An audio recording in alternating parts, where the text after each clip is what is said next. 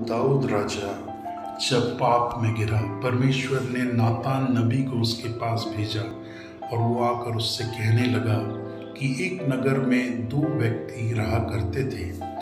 एक धनी था और एक निर्धन था। धनी के पास बहुत से भेड़ बकरियां और गाय बैल थे, परंतु निर्धन के पास एक छोटी सी भेड़ की बच्ची थी जो कि उसके घर में उसके बच्चों के साथ पलती थी, उसके टुकड़े खाती और उसके कटोरे में से पीती थी। वह उसके साथ सोती थी और वह उसे अपनी बेटी की तरह चाहता था।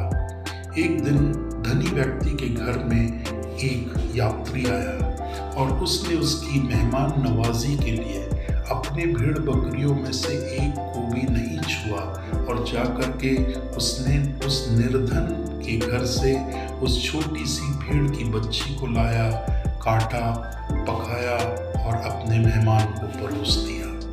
दाऊद ने जब इस बात को सुना वो गुस्से से भर गया और उसने नातान नबी से पूछा, वो कौन व्यक्ति है जिसने ऐसा घृणित काम किया है?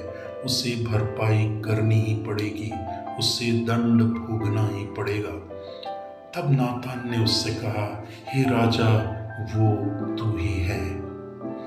दाऊद ने इस बात को तुरंत पहचान लिया कि परमेश्वर उससे पाप बोध करा रहा है। उसे परमेश्वर ने धन संपन्न बनाया, राजपाट दिया, शान और शौकत दी और रानियां दी, पर इसके बावजूद उसने जाकर एक गरीब के घर में हाथ डाल दिया और परमेश्वर की दृष्टि में पाप किया। प्रियों, परमेश्वर इस घटना के द्वारा हमसे बातें करना चाहते हैं। हमारे आसपास भी हमारे मातहत, हमारे आश्रित बहुत से लोग हैं जिनके पास वो सुविधाएं, वो संपन्नता नहीं है जो हमारे पास है।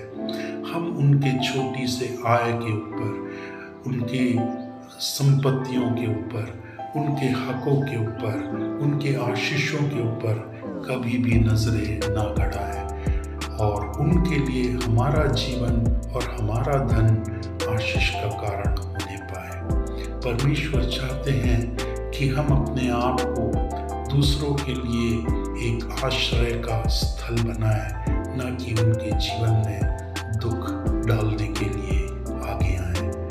परमेश्वर इन वचनों के द्वारा बातें करे। It's a sun and shield presentation.